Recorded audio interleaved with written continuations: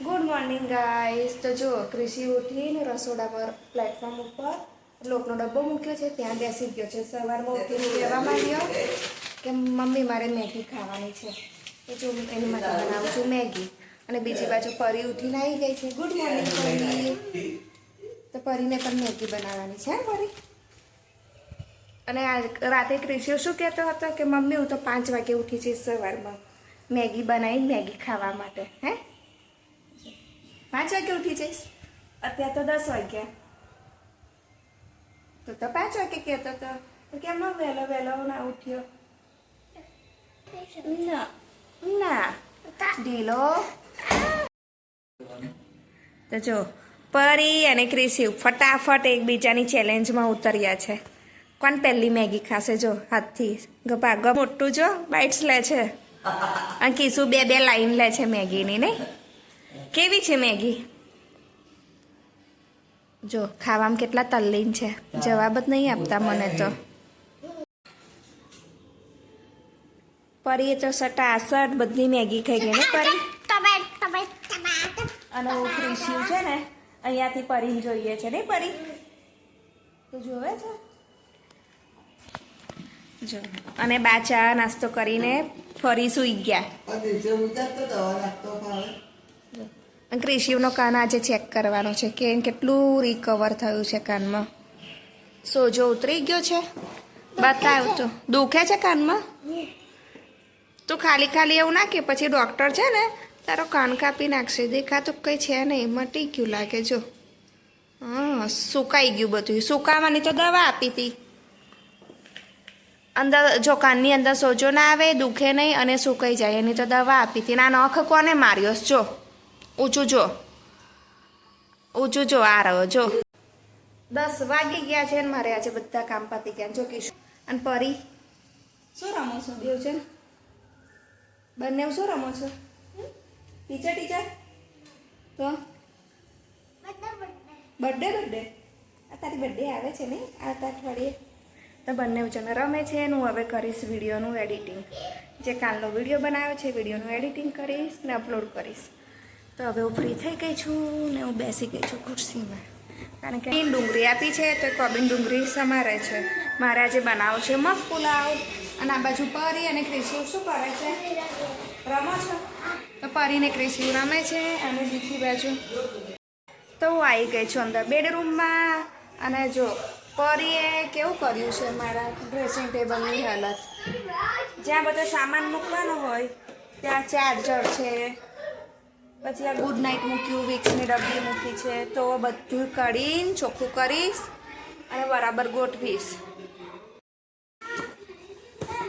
તો જો આ બોક્સ ગોઠવી દીધું, એમાં જે બગડેલી નેલ પોલિશો છે એ બધી કાઢી નાખી।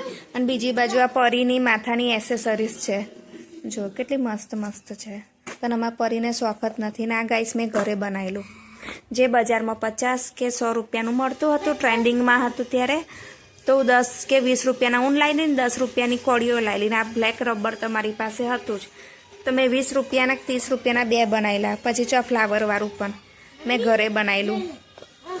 આ બધું પરીનો સામાન છે, પણ અમારે પરીને પહેરવું નથી ગમતું।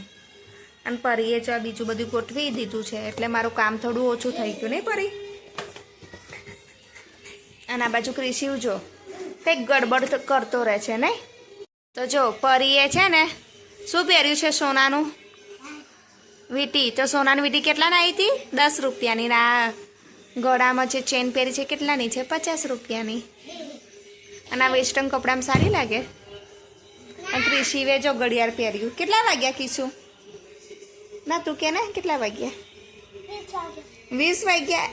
20 વાય 11:09 થઈ, તો કે 20 વાગ્યા।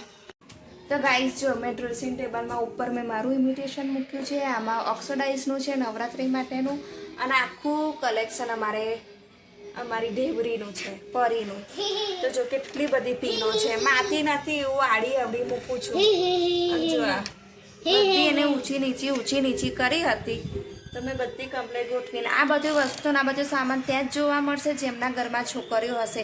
તો શું તમારા ઘરમાં પણ છોકરીઓ છે ને આવું આડું બધું મૂકે છે, પછી આપણે શોધીને લાઈન મૂકવું પડે, અને ગાઈસ એટલી મસ્ત માળાનું મેં અહીંયા બંચ મૂક્યું હતું, 5-6 માળા હતી, અત્યારે 2 જ માળા છે. પરીએ શું કર્યું, બધી માળા તોડે છે ને નવેસરથી એ રિક્રિએટ કરે છે માળાનો, અને બધી પછી ખબર નહીં ક્યાં ગાયબ થઈ જાય છે. જો કેટલી બધી પીનો છે, હાથીવાળી, ઘોડાવાળી, ઢીંગલીઓવાળી, બટરફ્લાયવાળી છે. અને જો આ બધું એના બક્કલનું ને એર્બોનું કલેક્શન, આ બધું કલેક્શન પરીનું છે.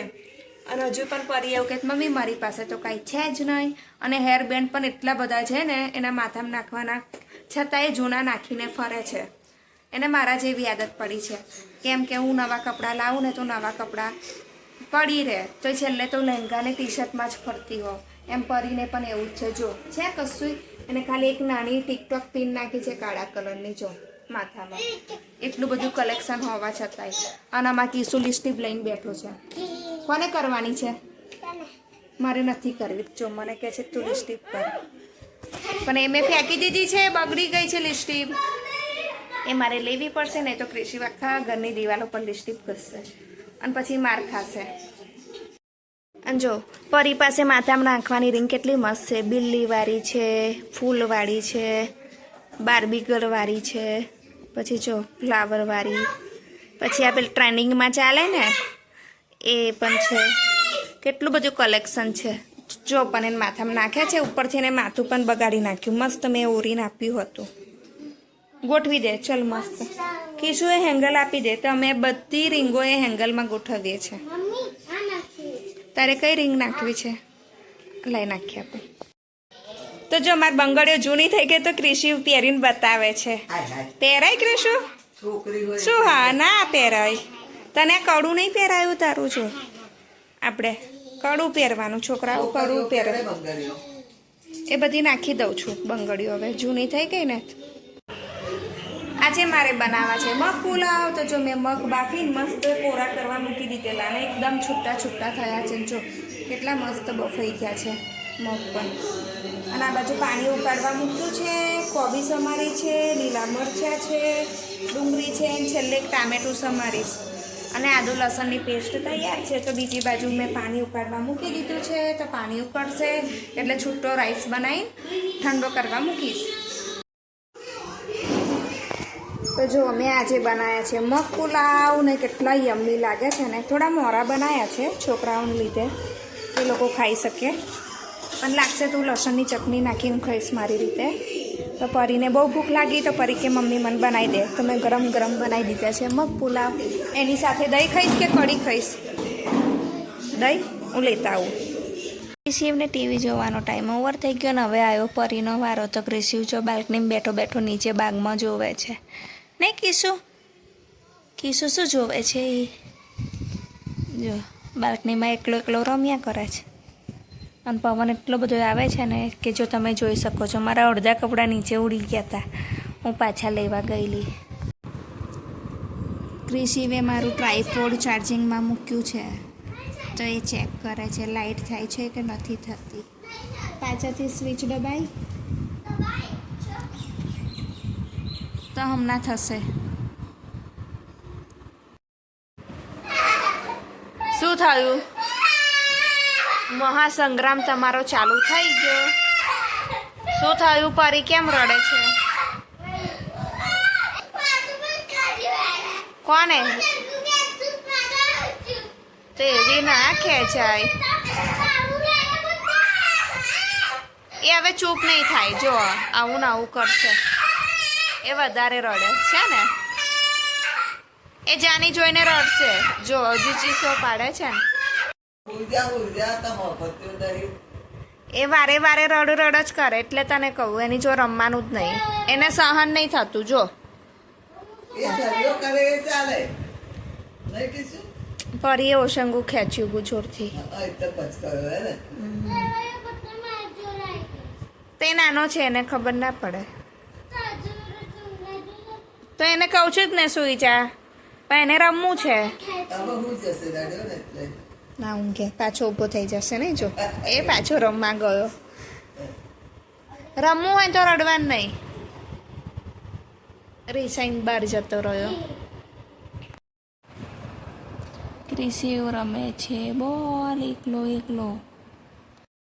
કીસુની નવી બેનપણી આવી, પ્રાચી, મોટી પ્રાચી, નાની પ્રાચી, 3 જણ રમે છે. ક્યારે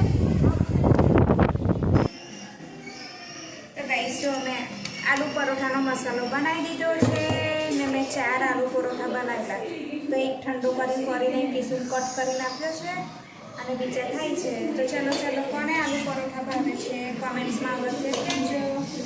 તો હવે થોડીક વાર મારું છું આટા અને પરી, કીસુ અને પરીની બેનપણી છે આલુ 3 જણ લગાવે છે રેસ.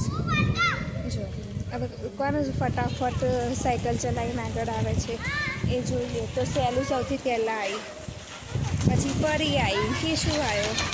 હવે તો એ લોકોએ પાછું રાઉન્ડ ફેરવી દીધું. તો ગાઈશું મારી સ્કૂડા આટા.